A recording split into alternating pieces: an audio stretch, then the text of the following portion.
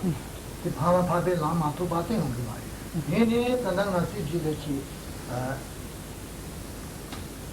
걔네 가서 이제 뒤지 봐.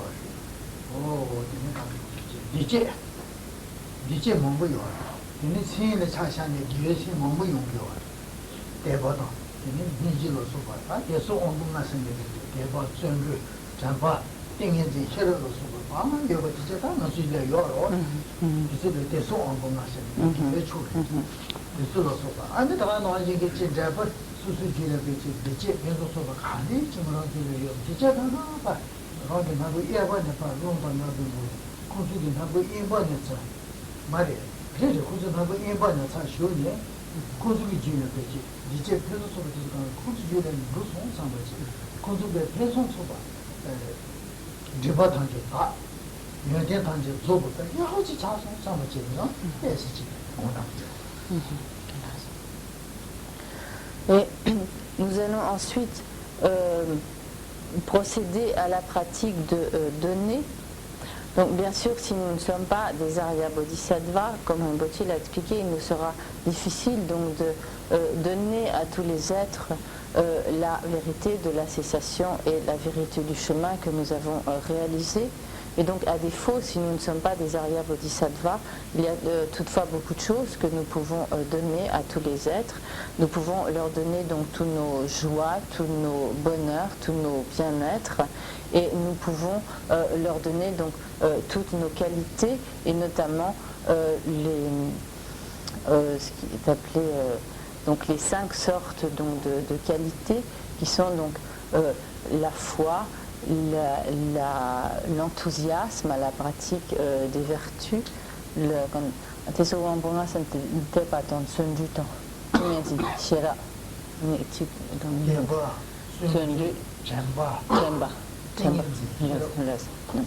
et également nous pourrons donc ces 5 qualités qui sont appelées donc les 5 qualités, donc à commencer par la foi. Donc il y a donc la foi, l'enthousiasme, donc l'énergie enthousiaste à la pratique de la vertu, la mémoire attentive, la concentration ou le samadhi et la sagesse. Or, nous avons en nous à plus ou moins à un niveau plus ou moins élevé développé ces qualités, et donc toutes ces qualités nous pouvons les offrir à tous les êtres. Et donc lorsque nous allons procéder à la pratique de donner, nous penserons que toutes ces qualités, tous ces bonheurs, tous ces bien-être sortent de nous donc avec notre expiration par notre narine droite, et elles vont être comme aspirées par les êtres par leur narine gauche, et nous allons penser que de cette manière toutes les impuretés, toutes les négativités de tous les êtres sont purifiées, et qu'ils sont totalement comblés, heureux, et qu'ils reçoivent toutes ces qualités.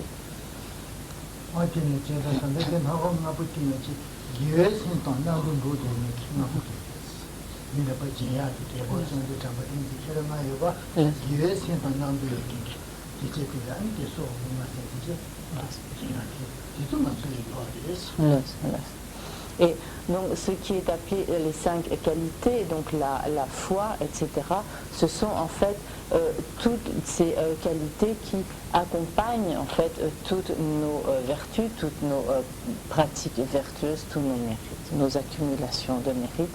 Et donc c'est cela que nous allons entre autres donc offrir à tous les êtres en méditant donc que toutes ces qualités accompagnent notre expiration pour atteindre tous les êtres et être aspirés en eux.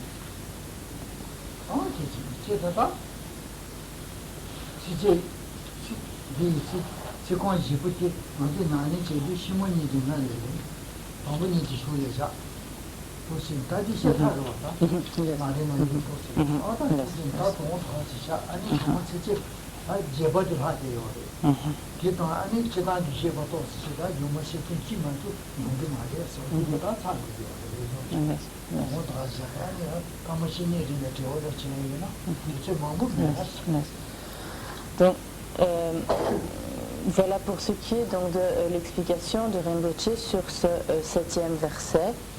Donc lors du prochain enseignement, Rinpoché expliquera donc la signification du 8e et dernier verset, et donc à l'occasion du prochain enseignement, il terminera son commentaire des 8 versets de l'entraînement de l'esprit. Pour ce soir, donc, il reste un petit peu de temps, donc pas longtemps, mais si vous avez à présent quelques questions, vous pouvez les poser.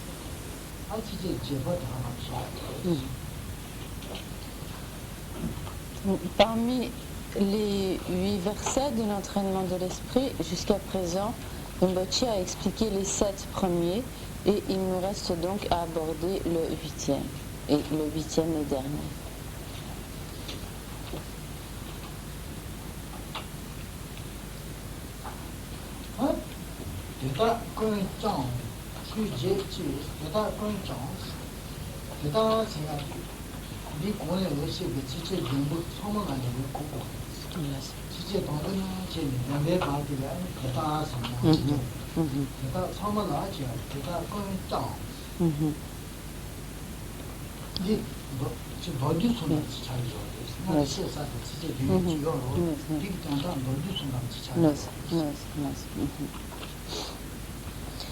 Et donc nous abordons ce 8e verset qui commence donc par Teta Kun Kyang, ce qui est donc le Teta, ce sont toutes celles-ci, sous-entendu, donc toutes ces, donc c'est ce qui est traduit, donc sur la première ligne donc, du 8e verset, apprenant à garder sans tâche ses pratiques. En fait, bon, c'est traduit par ses pratiques, mais le tibétain dit simplement comme celle-ci ou ceux-ci, donc teta, qui est juste un démonstratif, et kun, comme ici kun kyang qui est, enfin kun qui signifie toutes, c'est-à-dire toutes ces pratiques, c'est-à-dire tout ce qui a été expliqué dans les 7 premiers versets. Et en fait, ce teta, donc toutes celles-ci, toutes ces pratiques, ou tout le sens de ce qui a été exposé précédemment, en fait, ceci est comme un rappel de tout ce qui a été précédemment expliqué, ou comme un très bref résumé.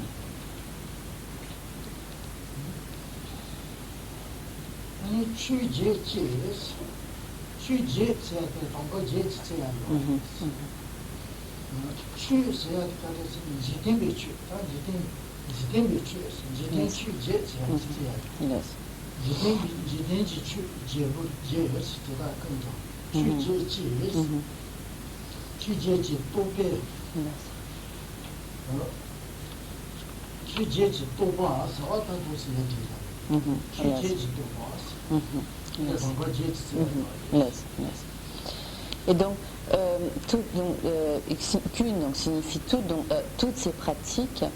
Donc, nous avons ensuite Chö Gyeki. Donc, Chö de manière générale c'est Dharma, mais ici cela se réfère à ce que l'on appelle les, donc en fait Jikten Chö, donc comme les Dharma mondains, c'est-à-dire comme les princes que l'on traduit donc habituellement par les principes mondains. Et Gyé c'est le chiffre.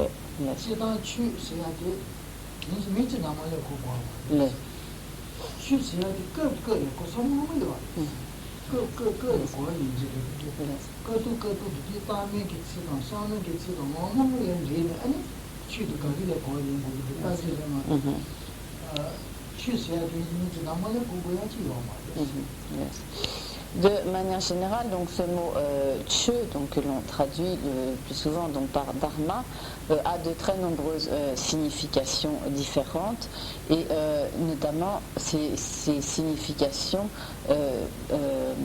varient en fonction du contexte, donc de ce qui précède ou ce qui suit, ou donc des autres termes auxquels ce mot est associé. Et donc il ne signifie pas toujours dharma, soit dans le sens des phénomènes en général ou dans le sens des enseignements, mais il peut donc avoir une autre signification. Et, pardon.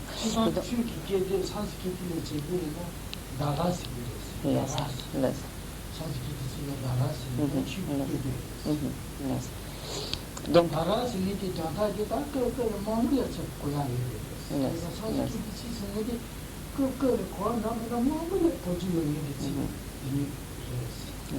c'est un Varatsan Sena Zimba.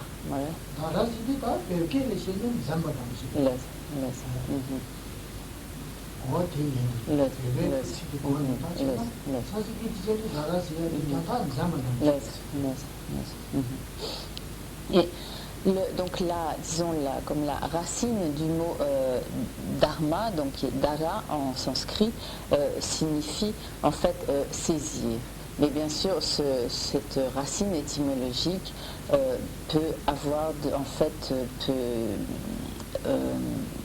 avoir de très nombreux sens, donc comme évoluer vers de très nombreuses significations.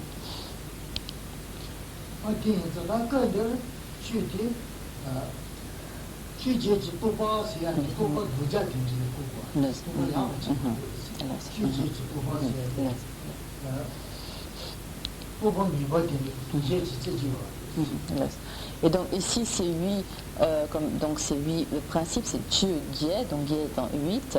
Nous devons comprendre donc il s'agit de ce qu'on appelle les Jikten, Jikten qui est tout ce qui concerne tout ce qui a trait littéralement c'est le monde, et donc Jikten, Chü Gye, c'est ce qu'on appelle donc habituellement les 8 principes du monde, ou tout ce qui se réfère aux conventions mondaines du monde, qui, donc c'est le génitif, le complément de nom, la préposition comme de, et Togpa. Ici, Togpa, de manière générale, Togpa signifie tout ce qui est comme, ça peut être activité mentale, conceptuelle, mais ici c'est plutôt comme tout ce qui est donc les conceptions mondaines, donc se référant donc à toutes les conceptions ou toutes les considérations, on pourrait presque dire, toutes les considérations liées donc à ces 8 principes mondains. Et ici, en fait, le mot Togpa doit être compris comme dans un sens péjoratif, en ce sens, donc ce sont en fait toutes les mauvaises conceptions des 8 principes du monde.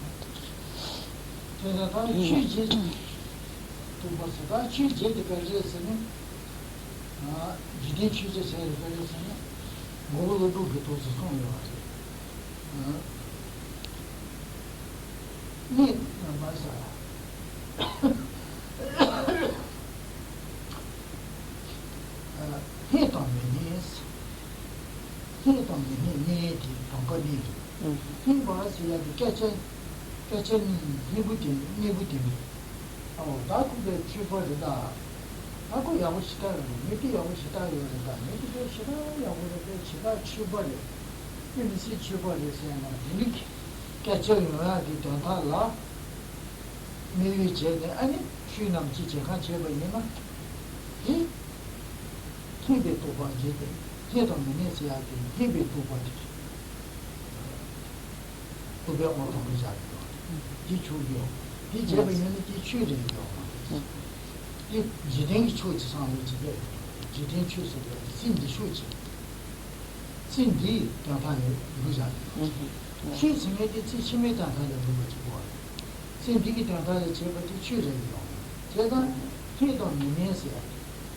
Mao dama yabu chile, kunbe shiragi yabu le, da shiragi zombu yo, miti yabu yo, niki tantani chi yoya tantala, aji cha cheba yime ya, chebo kiba yime ya. 아니 가르쳐 버리는데 취지 좀 같이 해 버리는 다들 지된 게 취지 있어요. 예. 아, 미니 세야 가르쳐. 이거 가르쳐.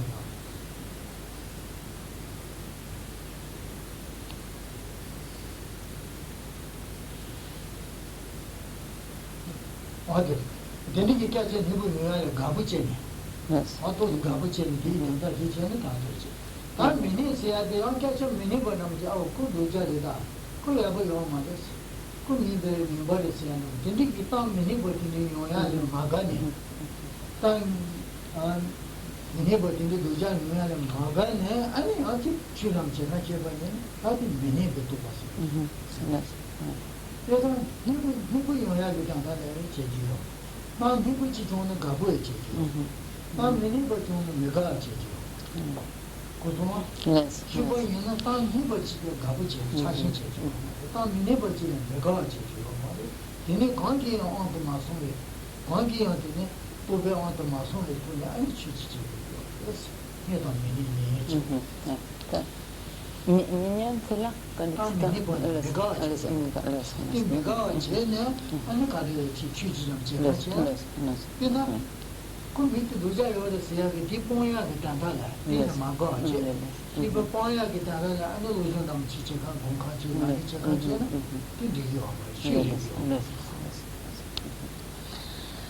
donc ces 8 principes mondains ont été clairement soulignés donc, par le grand maître Nagarjuna, et il consiste notamment en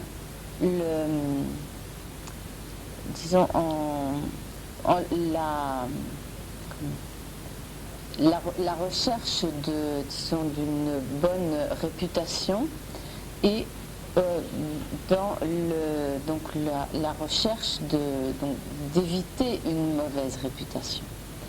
Et donc, si nous pratiquons le dharma en ayant à l'idée, en nous disant « Ah, je suis vraiment quelqu'un de bien, ce que je fais c'est vraiment bien, et donc si je pratique de cette façon, les gens vont penser vraiment que je suis quelqu'un d'extraordinaire, que tout ce que je fais est bien et tout. » Et donc, si lorsque nous pratiquons le dharma, que nous fassions des prosternations, que nous étudions, que nous fassions des offrandes, etc., quelles que soient nos actions, donc si nous avons en fait à l'idée la pensée que les autres, le fait que par ce que nous faisons, les autres vont penser du bien de nous, à ce moment-là, notre pratique du dharma sera entachée donc, de ce principe mondain, donc entachée de cette préoccupation pour notre bonne renommée.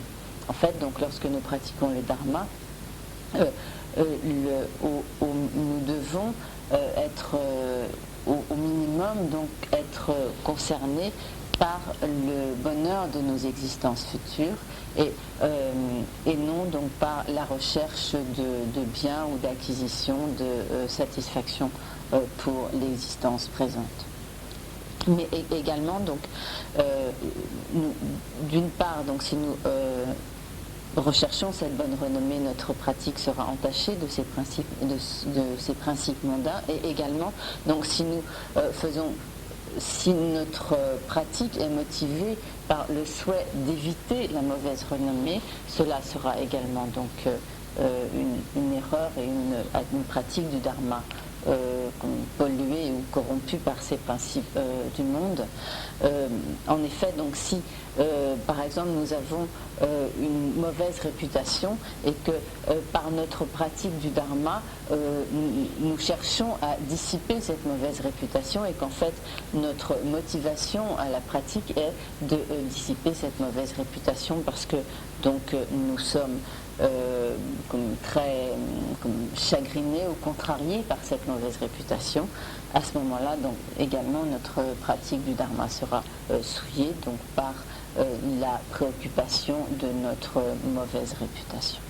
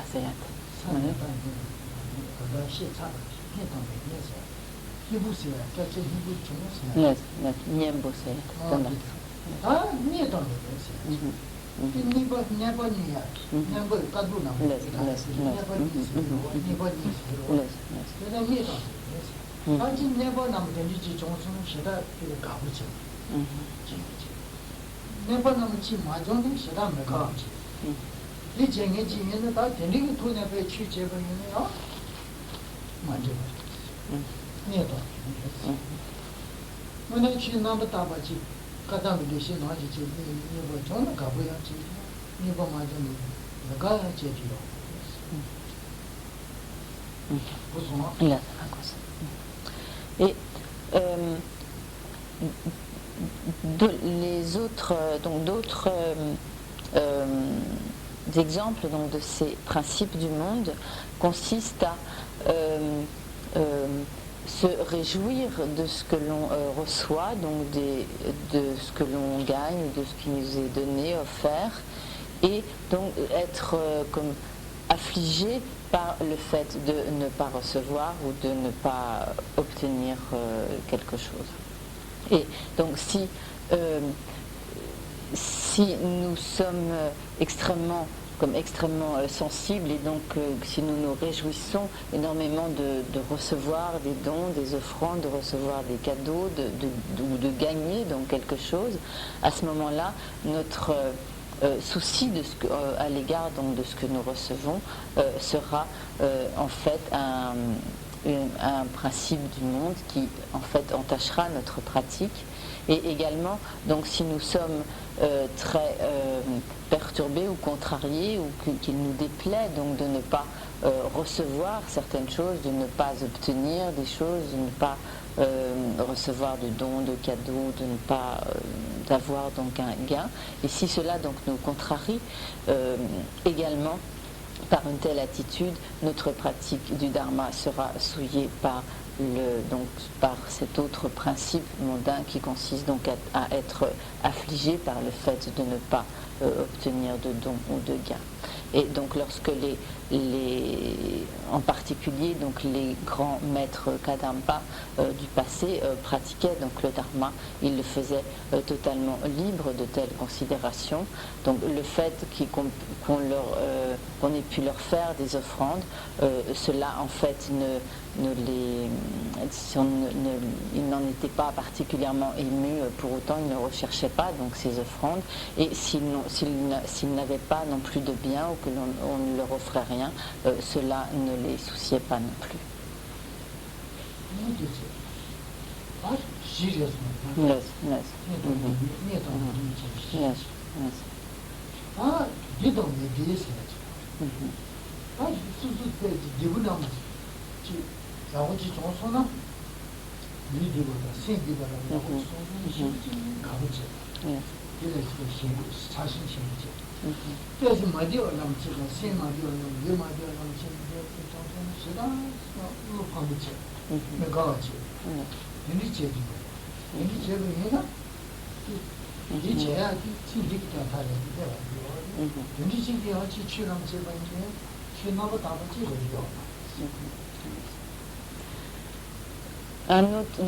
Deux autres de ces 8 principes, de ces 8 conceptions, principes du monde, consistent à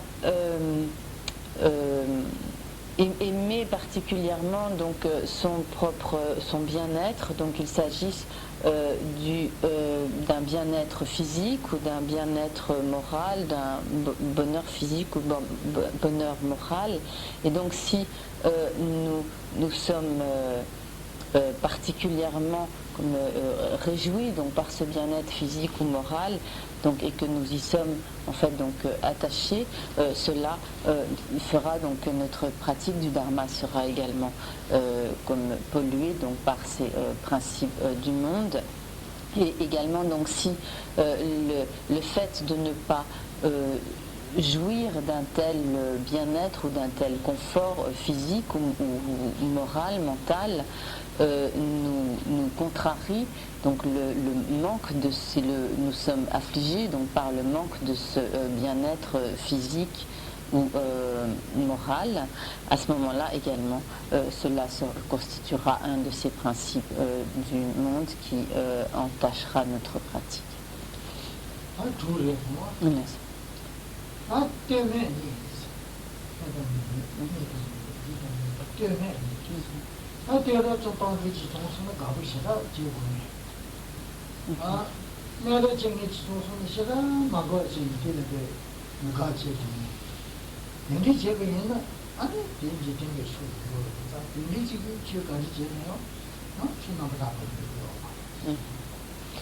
Et donc nous avons vu ainsi 6 de ces 8 principes du monde.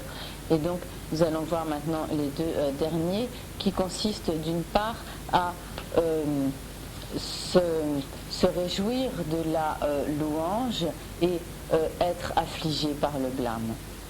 Donc si effectivement, donc si nous sommes extrêmement heureux lorsque l'on fait notre éloge, donc cela entraînera effectivement que notre pratique du dharma sera également polluée donc par ces principes du monde, de même que si l'on nous blâme ou on nous critique et que cela nous contrarie, nous met extrêmement en colère, cela sera également le signe que nous sommes principalement préoccupés donc par le souci de cette existence présente, et donc sur ce mécontentement provoqué en nous par le blâme d'autrui sera également un de ces principes du monde qui entachera notre pratique du dharma.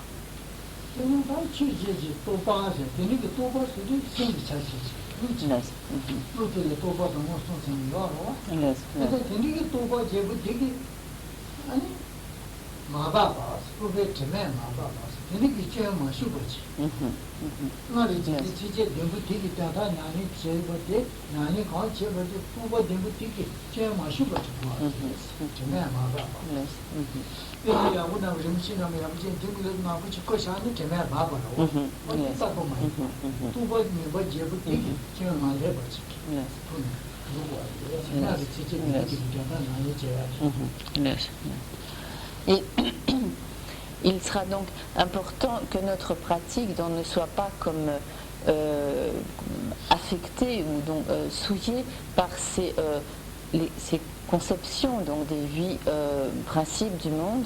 Donc le mot tibétain ici est topa, qui signifie donc tout ce qui est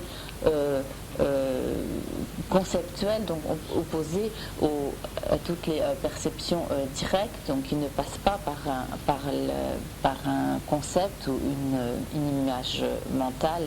Et donc ici il s'agit donc de concept ou de conception, et donc notre esprit est donc tima, donc nous avons tope time, donc le mot c'est tima, ce sont toutes les souillures, les impuretés, et donc les impuretés des conceptions des 8 principes du monde.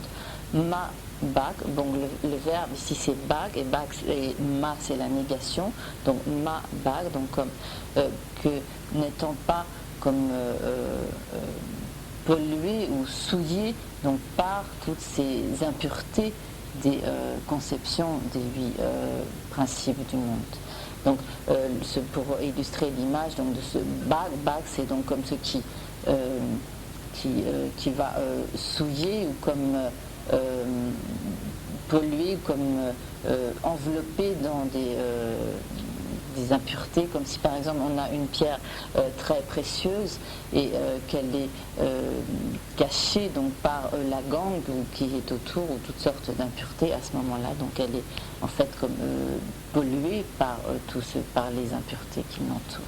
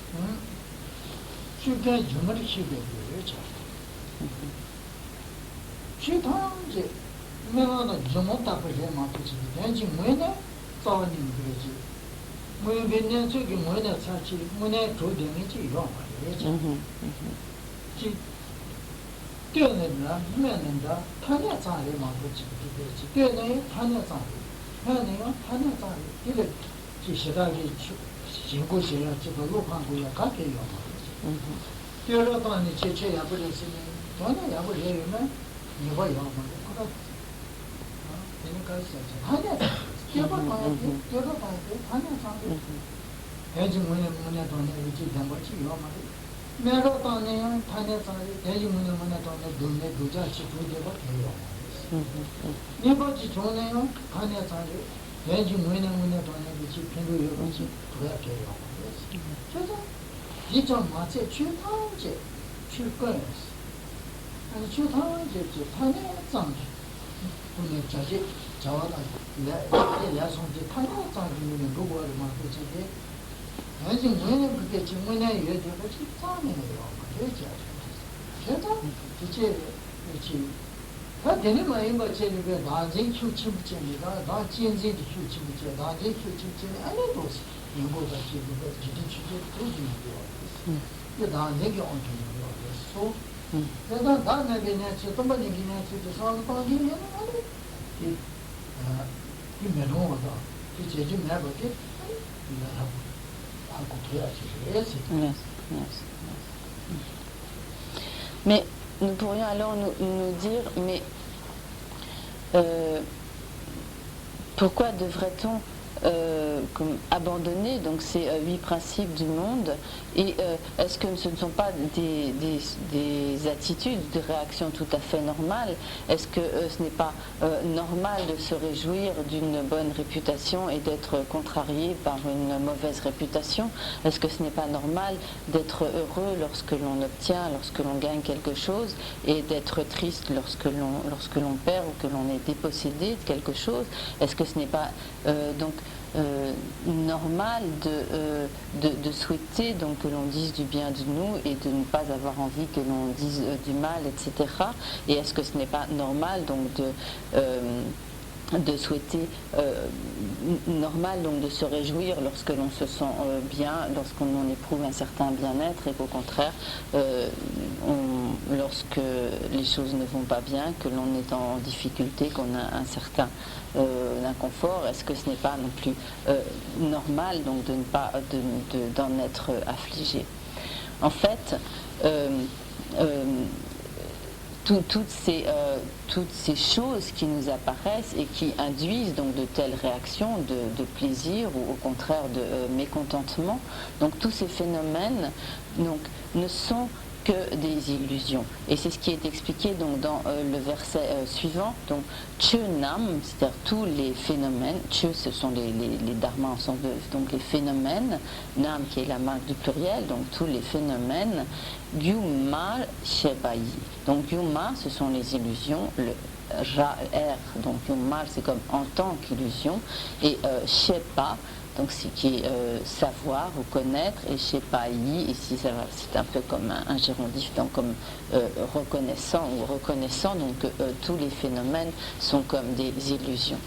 En effet, donc il n'est pas juste d'être ainsi réjoui par tout ce qui est, si on peut résumer comme positif pour nous, et être profondément affligé par ce qui est négatif, dans la mesure où toutes ces choses qui nous apparaissent, en réalité, n'existent pas telles qu'elles nous apparaissent. En effet, elles nous semblent exister en totale indépendance, mais elles n'existent pas du tout comme telles, au contraire, elles ne sont que des existences totalement dépendantes, qui n'existent donc que par interdépendantes et qui ne sont qu'une simple désignation, qui n'existent qu'en tant que dénomination. Et ainsi qu'il s'agisse donc des paroles, des propos agréables, ils ne sont donc que simples désignations, ils n'existent pas donc indépendamment. Il en va de même donc des paroles désagréables à notre propos, il en va de même de tout ce qui nous est plaisant ou déplaisant, de notre bonne réputation, du blâme, etc. Et donc rien de tout cela n'existe véritablement tel que nous l'appréhendons, mais est seulement donc est une seule désignation, seulement une dénomination. Et par conséquent, si au lieu de voir cela, nous nous accrochons en fait à la saisie de l'existence en soi, de l'existence inhérente, et que nous nous accrochons de ce fait donc à un très fort attachement donc à nous-mêmes, en fait nous serons totalement donc dans l'erreur.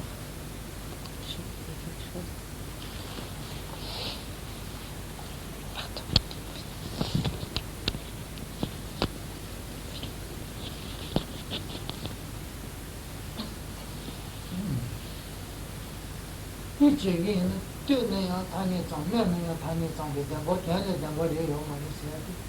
근데 미치 내가 미치 내가 미치 비나도 따기나 가니 되게 그때 뭐 뛰어지. 내가 미치 거야고 요 말이야. 때문에 미치기 돈에 집이 뛰어봤지 집이라지. 아까를 찾아. 문에 돈에 대문에 연어 내가 인식이 말이야. 야부터 도자 내가 인식이 말이야. 야부 얘는 도자 말이고, 도자 얘는 야부 말이고, 도자는 야부 내가 인식이 말이야. 그나지 짜다는데 세 내가 인바지 노세이 말이야. 그나지고 내가 인식이 말이야. 그거 재미지 요지. 내가 당미지 얘는 나도래. 도제 집에 같이 도자리 지기 하고래서는 다 아니 그 미팅이가 레신 말이야. 그러니까 레신. 이게 때는 하고 있어. 그래서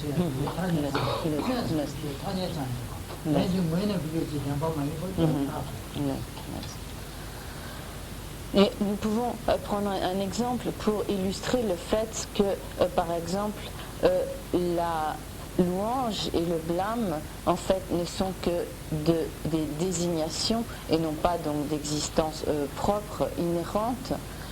Imaginons donc un même individu fasse l'objet de la louange d'une certaine personne et que ce même individu soit l'objet de la critique d'une autre personne. À ce moment-là, en fait, il est impossible que à la fois la louange et la critique soient justes. Et cela est le signe donc que la louange et la critique n'existent que ne sont en fait qu'une dénomination, car il est impossible que la personne, que la personne corresponde à la fois donc à la louange et à la critique. Elle ne peut être donc l'un ou l'autre. De la même manière, si nous prenons par exemple du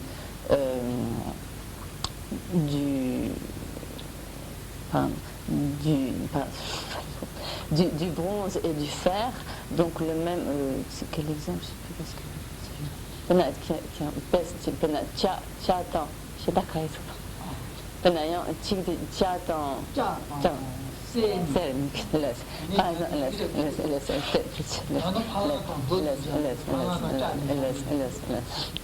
et donc, par exemple, il est impossible que un même métal soit à la fois donc de l'or et du fer. Et donc cela est le signe également que les objets n'existent qu'en tant que désignation ou dénomination.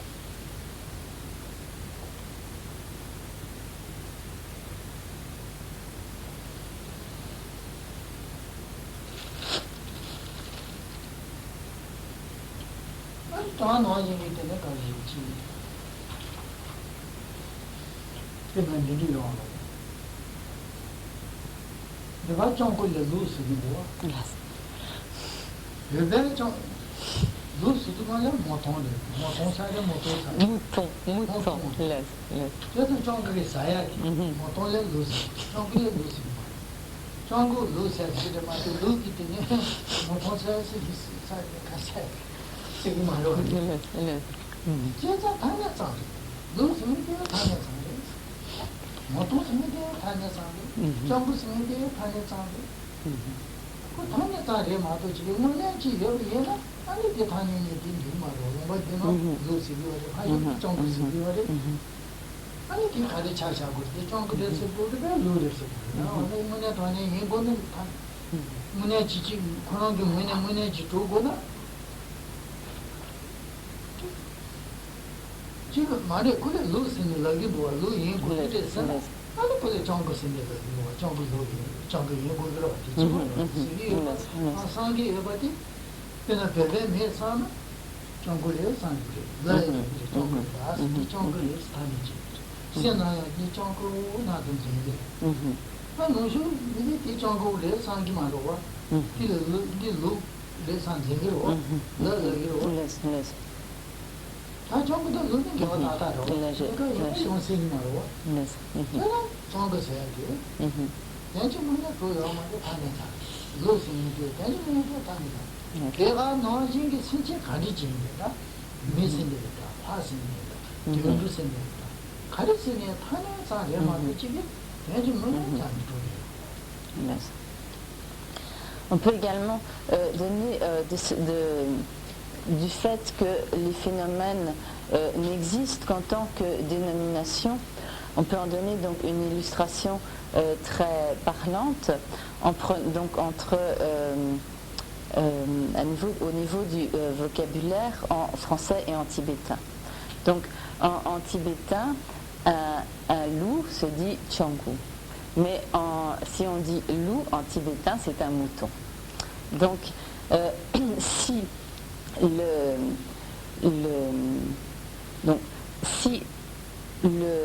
loup n'existait pas simplement en tant que désignation, lorsque un Français et un Tibétain verraient le même animal, ils devraient... le Tibétain, en voyant donc l'animal, va se dire donc c'est Django, donc c'est un loup, mais un Français va se dire donc c'est un loup, mais en fait si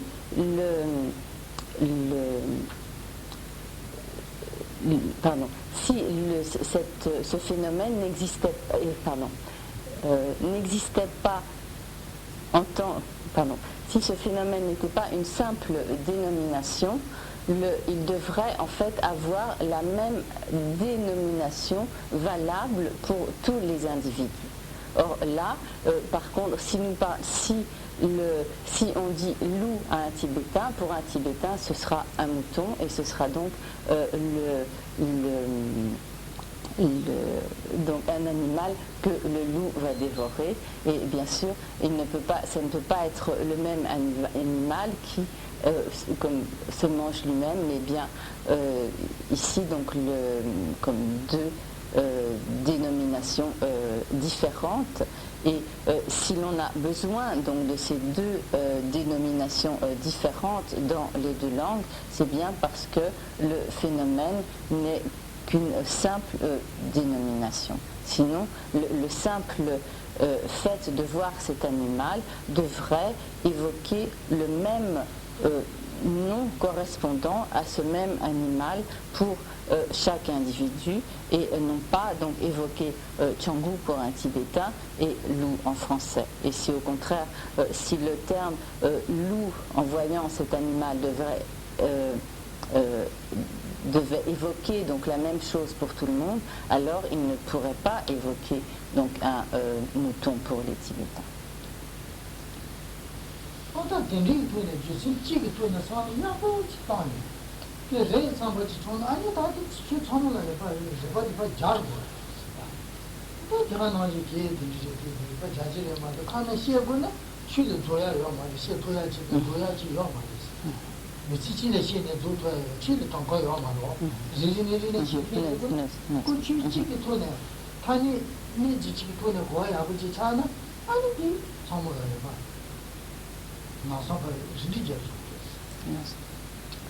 Donc, c'est à nous-mêmes ensuite d'extrapoler à partir donc, de tels exemples. Bien sûr, on ne peut pas prendre tous les phénomènes un à un pour en donner donc l'illustration et démontrer de quelle manière ils n'existent qu'en tant que dénomination, que désignation. À partir du moment où nous aurons compris cela sur un seul phénomène, lorsque nous aurons compris que tel phénomène n'existe qu'en tant que dénomination, désignation, à ce moment-là, il nous sera aisé donc d'étendre cette compréhension à tous les autres existants, à tous les autres phénomènes. Et oui, donc Motti avait dit donc, tout à l'heure, je savais que j'allais oublier un détail, que donc le fait que tous les phénomènes ne soient qu'une désignation, qu'une dénomination, cela s'applique donc à la fois aux agents, aux actions et aux objets des actions. 그러잖아. 뭔가 누구 갔다 왔어. 뭔가 누구 갔다 왔어. 사지 하게 두고 뭔가 타주고. 사지기 뭔가 타주고 뭔가 누구 손이 와. 왔지. 그래서 뭔가 누구 갔다 왔지. 저거야. 한에서 자세 켜는 거예요. 한에서 아니 자세도 켜는 한에서 자세 켜는 것도 맞아. 다 샴바제나. 뭐냐 전에 유중문에 이거 나 신고제나 샴바제나. 아니 이거 아치 타다. 아타요. 아치 타니요. 아타요. 한에서 제가 나지기 샴바제는 그 자신제가 아니 이 다라지 문에 이거 진짜되나? 아타요. 야 당에 짱마 부지기다 대중문에 요 말에 쓰고 다 대중문에 나는 매버리 다 아니 디어 캐마니나 아니 그게 요 말에 정부는 요 말에 쓰니 짱도 매버지 캐면 셔다요 아니 당이 관련만 뭐 오늘 일을 못해가지고 사실이 다 다들 일을 해서 누구를 계속 내가 매버야 말이지 뭐요 그게 캐리고 좀 가지 좀 거야 캐리 그러나 이게 야도니 선물을 캐리고 나면이 캐리고 성인이 캐리고 정부치에 캐리고 지금만 이것이 인도에 캐리고 이렇게 타네 장기 캐리고 맞지 타네 제가 나에게 문에 이거지 이제 해대로 다 따라요 당연히 요 말에서 문에 그요 내가 진짜스 하고 우리 다 나오면도 빠졌다니 말이야. 다요 말이야. 정부요 말, 내가요 말, 내가요 말. 아니, 연구요 말, 내소요 말, 가와요 말. 어디가 비데 제대로.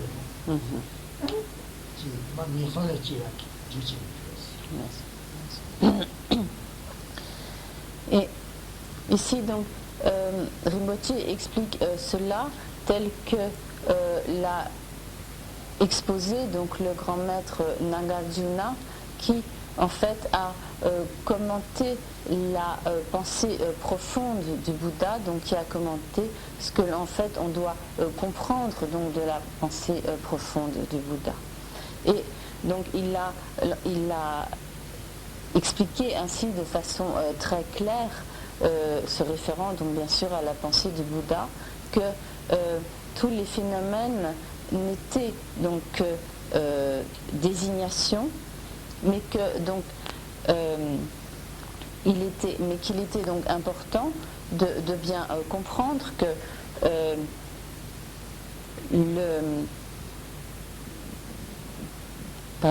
qu'il y a diverses manières de comprendre le fait que les phénomènes ne sont qu'une désignation, et il y a deux façons erronées donc de concevoir donc les phénomènes.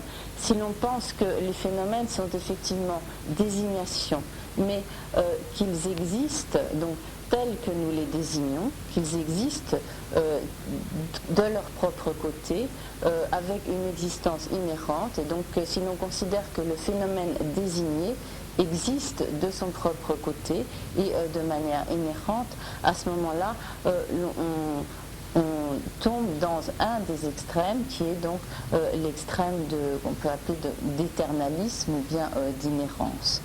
Mais en revanche, lorsque on considère donc les phénomènes désignés, si l'on considère que ces phénomènes désignés en fait sont désignés mais qu'ils n'existent pas du tout, à ce moment-là on commet une autre erreur qui consiste donc à tomber dans un extrême de nihilisme.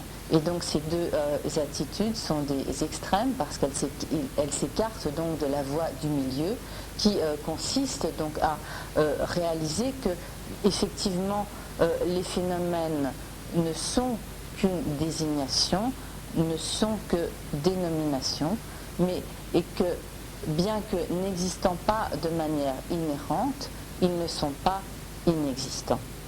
Et donc, si si l'on tombe dans le premier des extrêmes, qui est donc l'extrême d'éternalisme ou d'inhérence, à ce moment-là, on va considérer donc que tous les phénomènes existent véritablement tels qu'ils nous apparaissent, c'est-à-dire de manière intrinsèque, autonome, indépendante.